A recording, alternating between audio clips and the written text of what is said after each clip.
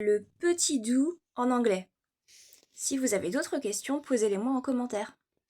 Alors déjà, attention, là, dans cette vidéo, je ne vais pas parler du do qui est le verbe faire en anglais, to do. C'est pas du tout celui-là. Celui-là, on le met de côté pour cette vidéo et on en parlera une autre fois. Non, moi, je veux parler du petit do qu'on trouve par exemple dans la question Do you like music?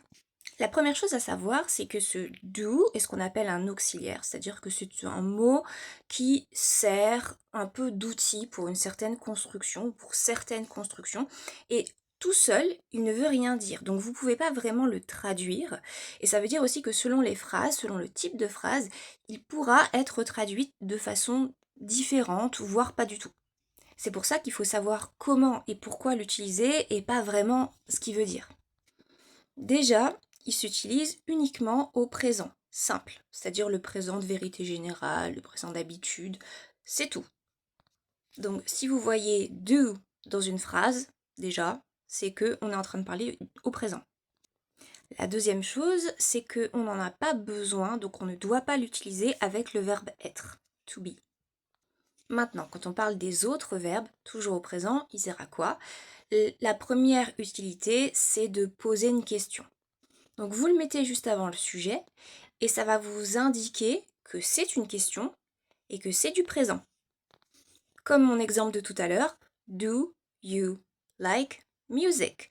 Qui se traduit par est-ce que tu aimes la musique? Mais ça ne veut pas dire que do, ça veut dire est-ce. Non, ça veut dire que c'est une question. Donc, est-ce que tu aimes la musique? Aimes-tu la musique? Tu aimes la musique? On peut le traduire de façon différente. Ça ne veut pas forcément dire que ce sera le premier mot de la question, ça veut dire qu'il sera avant le sujet. Donc par exemple, on peut dire aussi What do you like? Qui veut dire qu'est-ce que tu aimes? Vous êtes d'accord que c'est pas le premier mot de cette question-là, mais par contre, il est juste avant le sujet you. Et si vous dites juste You like music? Ou alors What you like? Bon, peut-être on va comprendre ce que vous racontez, mais en tout cas, ça va pas être correct. Ensuite, on l'utilise aussi pour les négations, toujours pas avec le verbe être, hein, et toujours au présent. Et dans ce cas, on va lui rajouter un petit not, qui veut dire pas.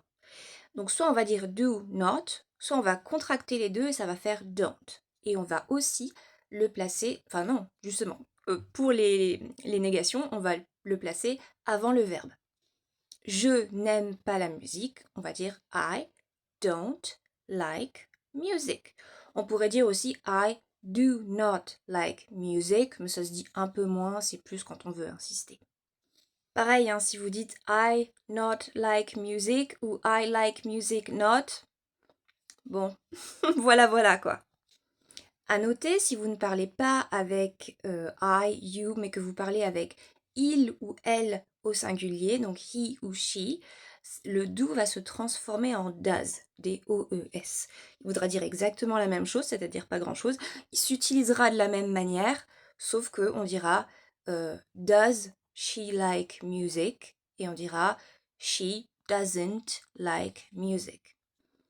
Une autre utilité de do ou does, c'est quand on veut répondre à une question qui commence justement par do, une question en oui ou non, et qu'on veut faire une réponse courte, c'est-à-dire juste dire yes, no, mais qu'on ne veut pas que ce soit aussi abrupt.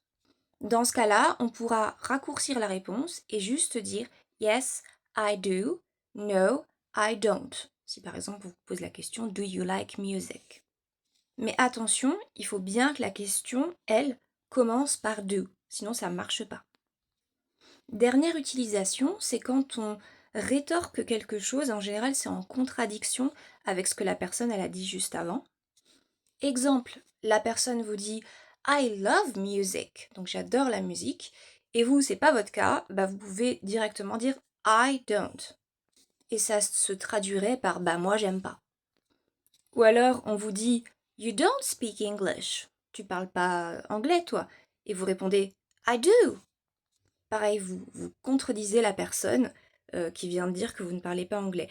Mais toujours attention, pour faire ça, pour utiliser ce I do, I don't de cette manière-là pour contredire, il faut que la personne, juste avant, ait dit quelque chose qui soit au présent et qui soit pas avec le verbe être.